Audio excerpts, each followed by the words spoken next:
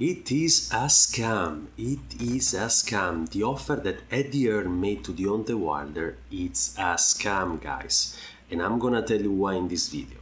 But I'm Ross. This is Boxing Pill, best boxing news, multiple time per week. You like the channel? Please subscribe. You like the video? Thumbs up. That'd be great, phenomenal. But let's go back to the video. Just for giving you a bit of background. I mean, it's like, for giving you a bit of background, Deontay Wilder was actually supposed to fight Tyson Fury the 18th of May in a rematch, okay? Things were going actually great.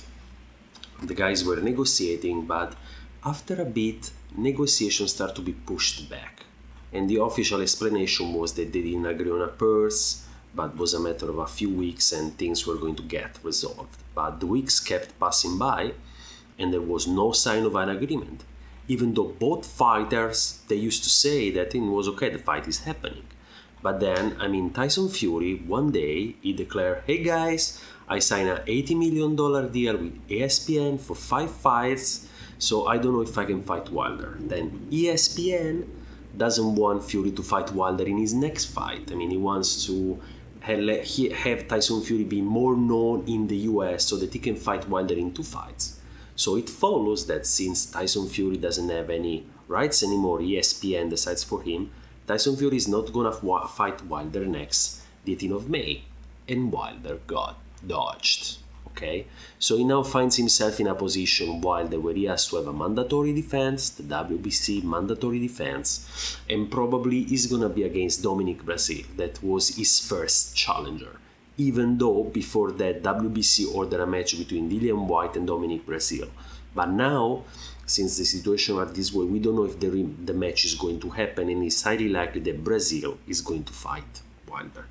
So Eddie Hearn took advantage of this situation and they say, okay, since Wilder is not on Showtime anymore, is not contractually obliged to fight on Showtime, he just doesn't have any contractual obligation on Showtime. That was his network. Fury is on ESPN, Wilder is on Showtime but is not connected. They say, how about you fight on DAZN, which is the network of Eddie Hearn, where Eddie Hearn is very well connected.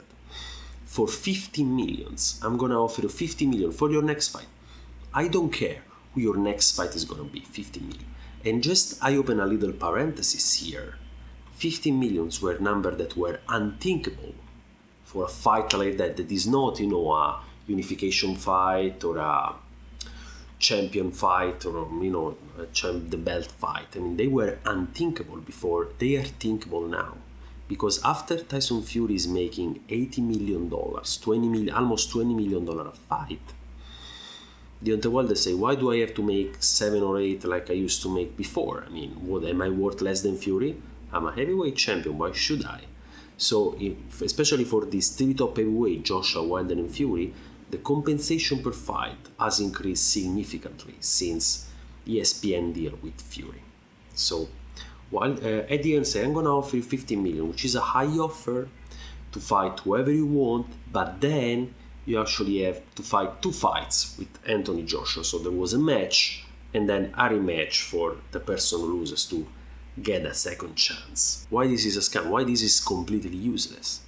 Because if you think about it, even if Wilder sits with Eddie Hearn, which is never going to happen probably because they are not in very good relations, and they actually started to negotiate the fight for 2 times. They started to negotiate the fight, and then both times the negotiation went away. They were not successful. There is going to be a negotiation about the price of the fight, because of course Wilder will try to increase, because this is just an offer. But the main question is always going to be, how much am I gonna get paid to fight Anthony Joshua? Not 1, but 2 times. So they will find themselves in a position that is actually ridiculous, because they were already trying to negotiate Anthony Joshua's fight 2 times before. Both of them unsuccessful because of the purse. And now, they want to renegotiate the Anthony Joshua fight on top of another 2 fights. That would be completely unthinkable. That would cause just a mess. And I don't think Wilder should take Eddie Hearn's offer, okay? What I think should happen is that Wilder goes on to fight whoever he wants to fight. And then, of course, he wins, because it's highly likely that he wins.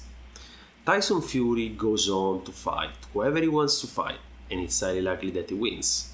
So then Fury and Wilder are both going to be free, and let's assume that Anthony Joshua also wins with Jarrell Miller, which is extremely likely in my opinion.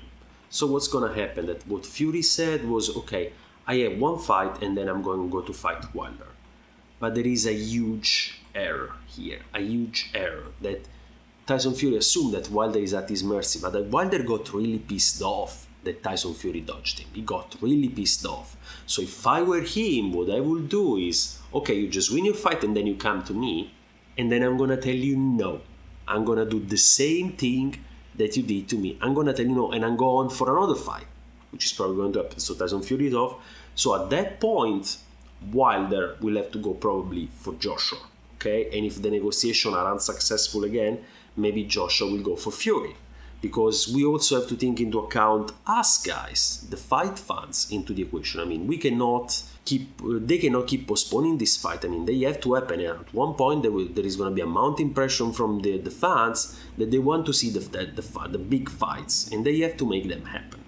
So what I see very likely is, I don't know if it's a Fury Joshua second or a Wilder Joshua, but I think that's the state of the art of things. I think Wilder shouldn't accept Eddie Hearn's offer because it would be a mess to negotiate 3 times all at the same time.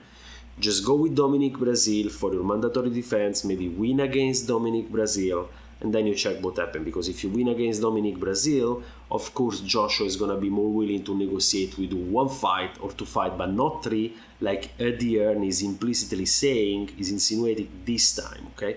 So guys, I really hope you like the video. Please give it a thumbs up if you like it, subscribe to the channel, and I'll see you in the next video. Thank you.